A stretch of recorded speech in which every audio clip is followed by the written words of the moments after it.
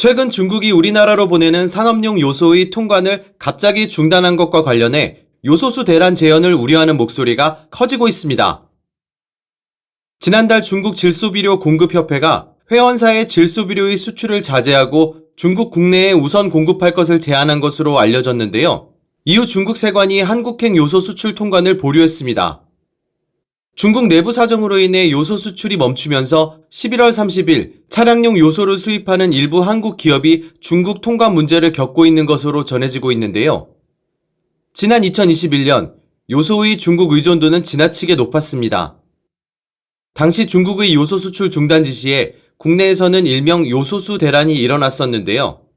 이후 정부와 산업계는 베트남, 말레이시아, 카타르 등으로 요소 수입원을 다변화해 중국 의존도를 낮추겠다는 계획을 내놨습니다. 하지만 2년이 지난 현재 산업용 요소의 중국 의존도는 여전히 높습니다. 대안으로 꼽혔던 베트남, 말레이시아 등 동남아산 요소가 중국산 대비 약 20% 정도 비싼 데다 품질도 중국산에 못 미치다 보니 수입 업체들이 다시 중국산을 선택한 것이 원인으로 꼽혔는데요. 산업통상자원부는 그동안 수입 다변화를 위해 노력했지만 현실적으로 중국 의존도를 낮추기는 쉽지 않다는 입장입니다.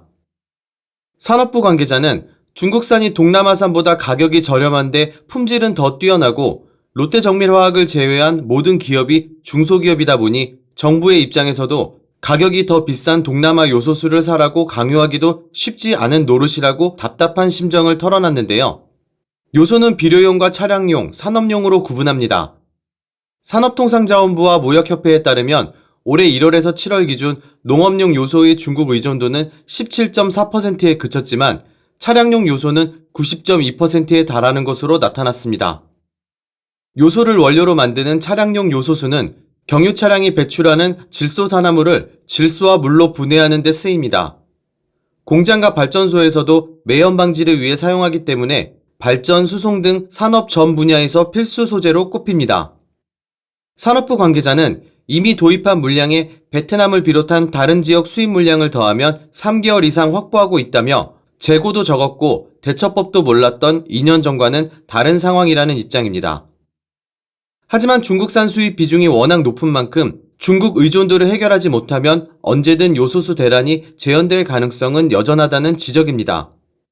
전문가들은 앞으로 요소뿐 아니라 희토류 수출 관리 강화 등 자원의 무기화 우려가 커지는 만큼 자원의 중국 의존도를 낮추기 위한 대책을 지금이라도 강구해야 한다고 강조했습니다.